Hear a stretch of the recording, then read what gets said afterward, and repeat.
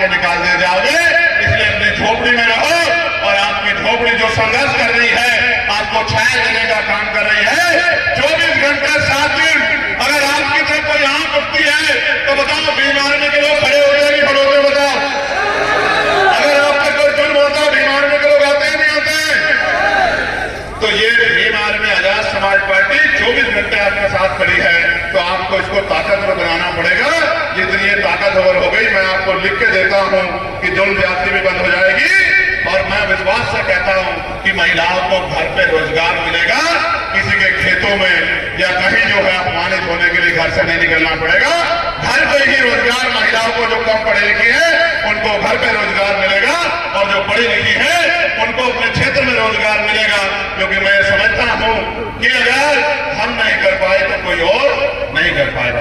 प्यारे भाइयों, इसलिए मैं आपसे कह रहा हूं कि ताकत कैसे बढ़ेगी। ताकत ऐसे बढ़ेगी जब आप यहां से निकलोगे, अपने घर जाओगे, अपने गांव में पहुंचोगे, अपनी गली में जाओगे, एक एक घर जाके मेरी बात को, पार्टी की नीतियों को, पार्टी की पॉलिसियों को, पार्टी के संघर्ष को, महापुरुषों के विचार को, महापुरुषों के संदेश को जब आप पहुंचाने का काम करोगे घर घर तक, तब जाके ये बदलाव होगा। आप इतनी मजबूती से खड़े तो हो गए हो, लेकिन अगर आपने अपनी वोट को तैयार नहीं किया, अपनी वोट को संरक्षण नहीं किया, अपनी वोट को एकजुट नहीं किया, और आजाद समाज पार्टी का बटन की जगह कोई और बटन दबा दिया और कोई और कुर्सी में बैठ गया, तो आपके हिस्से में ताकत नहीं आएगी। मेरी बात को आप याद रखें।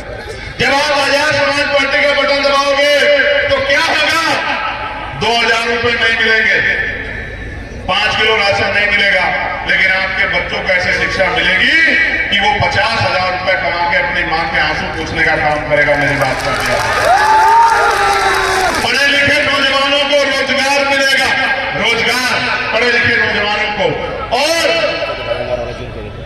अस्पताल में ऐसी व्यवस्था होगी कि किसी को कर्ज नहीं लेना पड़ेगा, उधार नहीं लेना पड़ेगा, जमीन की गिरवी रखनी पड़ेगी, अपने गहने की गिरवी रखने पड़ेंगे। आपके जीवन की रक्षा होगी। मेरी बात को आप याद रखना। टेस्ट के लिए आपको कर्ज नहीं लेना पड़ेगा, आपकी जेब नहीं कटेगी। और जुड़ जाते हैं अत्याचार करने वाले तो ये बराबर में बॉर्डर वाले रास्ते से निकल के नेपाल चले जाएंगे, क्योंकि वो यहाँ नहीं रह पाएंगे। या तो अपनी सोच बदलेंगे, या फिर प्रशासन और पुलिस मिलकर ऐसे जातिवादी लोगों के हालात बदलने का काम हमारे आदेश में करेंगे, ऐसा मुझे विश्वास है।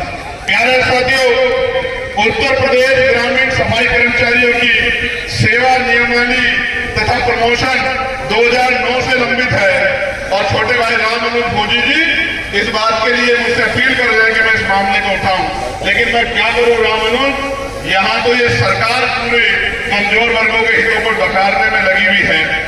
पूर्वांचल में सबसे ज्यादा संख्या बहुत बड़े पैमाने पर मेरे निषाद भाइयों की है, और सबसे ज्यादा हत्याएं निषाद भाइयों की जा रही हैं, और सिर्फ हत्याएं नहीं की जा रही है, कानून के द्वारा उनको न्याय दिलाने के मामले में बहुत पीछे नजर आता है। सर, उसके कोई छिपावा नहीं है कि किनको संरक्षण दिया जाता है और किनको न्याय मिलता है।